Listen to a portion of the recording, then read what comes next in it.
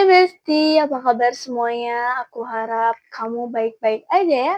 Wow, gak terasa ya, udah video ketiga aja aku buat ruang ngobrol kayak gini. Dan untuk bestiku yang baru nonton dan bergabung, selamat datang di ruang ngobrolnya Tiara.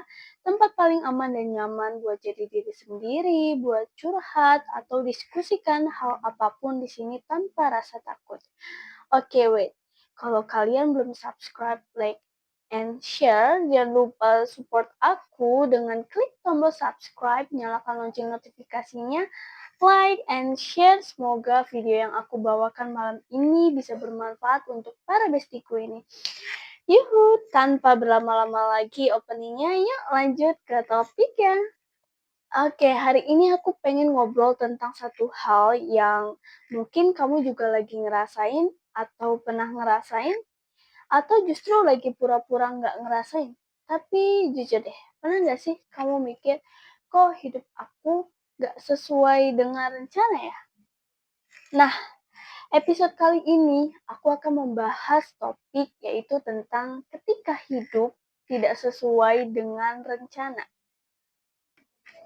Kita semua pasti punya rencana dalam otak kita.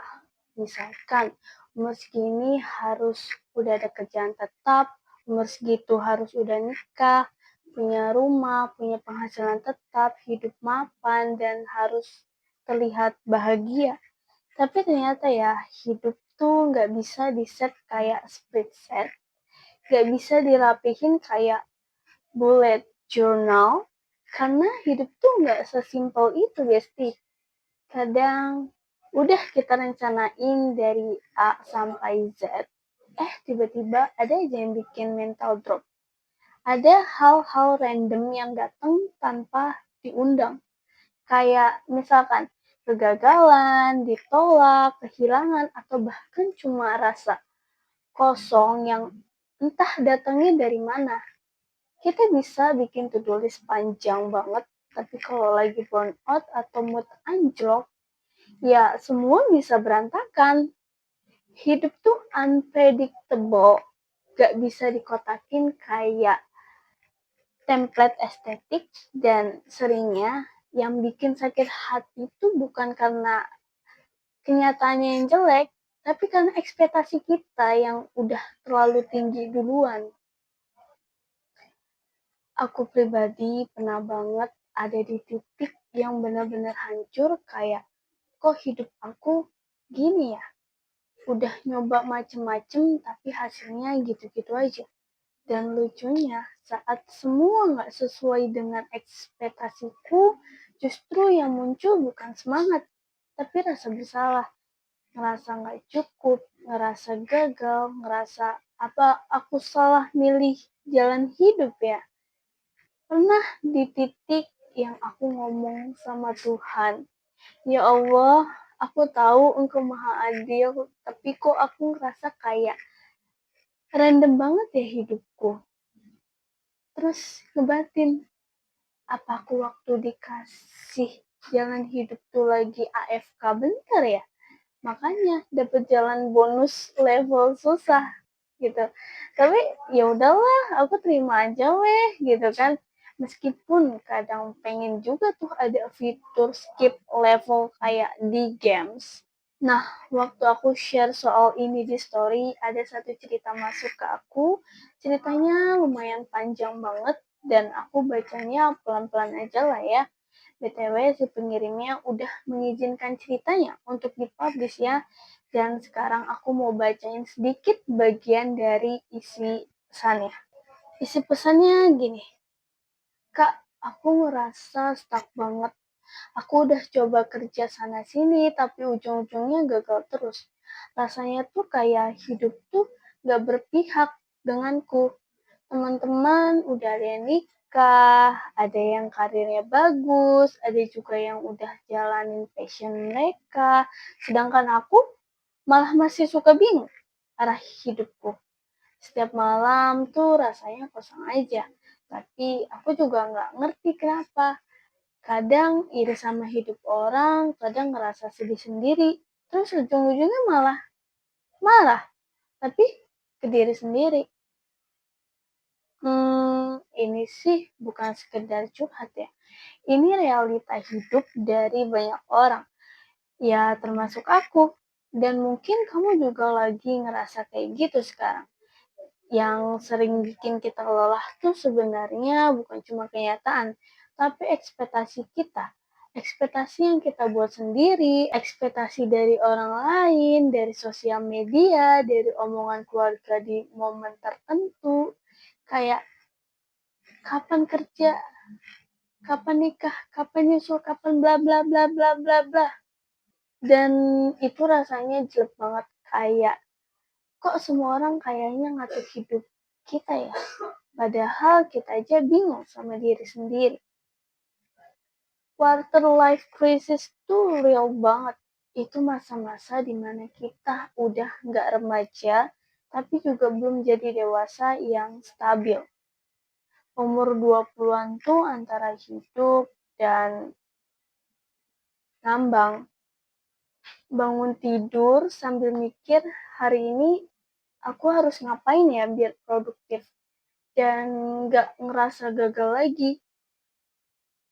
Dan scrolling IG malah makin overthinking, lihat orang update pencapaian, kita langsung mikir, hidupku jauh amat ya ketinggalannya. Padahal yang ditampilin di sosial media, ya cuma bagian bagusnya aja. Kita nggak pernah tahu berapa kali dia nangis, gagal, overthinking, breakdown, tapi yang kita lihat cuma highlight-nya doang. Aku juga dulu mikir, di usia segini, aku bakal punya kehidupan yang ideal. Ternyata, aku lebih sering ngerasa capek, bingung, bahkan pernah pengen nyerah aja. Tapi aku pelan-pelan belajar buat nerima proses, nerima kalau gak semua hal harus sesuai dengan rencana kita. Gak semua hal harus selesai dengan cepat-cepat. Kadang jalan yang kamu anggap tersesat itu justru ngebawa kamu ke diri kamu yang sebenarnya. Dan sekarang aku pengen bilang ini ke kamu yang lagi dengerin obrolan malam ini. Kalau kamu lagi ngerasa bingung, ngerasa tertinggal dari orang lain, ngerasa belum jadi siapa-siapa, aku paham banget rasanya. Tapi kamu tuh nggak gagal kok. Kamu cuma lagi di fase yang nggak banyak orang mau jujur buat ngomongin. Kamu lagi berproses, dan proses itu memang nggak selalu indah. Kadang sepi, kadang lambat, kadang gelap, tapi tetap prosesnya yang penting. Gak apa-apa belum tahu mau jadi apa, gak apa-apa kok belum punya semuanya. Gak apa-apa banget masih nyari jati diri. Asal jangan berhenti. Nafas dulu pelan-pelan dan lanjut jalan lagi. Kita semua punya timeline-nya sendiri, punya kecepatan sendiri, dan punya cara hidup yang beda-beda. Kalau kamu boleh jujur ke diri sendiri sekarang, kamu lagi capek banget gak sih? Capek ngebuktiin sesuatu yang bahkan kamu sendiri gak yakin. Kalau kamu lagi dengerin ini sambil rebahan di kasur, sambil kerja, atau sambil makan, dengerin baik-baik. Kamu tuh berharga, tapi rasa berharganya gak akan kelihatan kalau kamu terus nyakitin dirimu sendiri. Jangan nunggu semuanya tenang dulu, keburu berani hidup. Kadang kamu harus hidup dulu, baru semuanya bisa tenang. Terima kasih udah dengerin aku sampai akhir. Episode kali ini lumayan panjang durasinya. Aku harap kamu suka sama videonya. Kalau kamu punya cerita yang pengen kamu bagi, bisa tulis di komentar atau DM aku langsung. Siapa tahu cerita kamu bisa jadi suara buat orang lain juga. Sampai ketemu di episode selanjutnya dan semoga malam ini atau kapanpun kamu dengerin ini, hatimu bisa sedikit lebih tenang ya. Jaga dirimu baik-baik, makan yang cukup, tidur yang cukup, dan tolong jangan terlalu keras sama diri sendiri ya. See you next video and bye bye.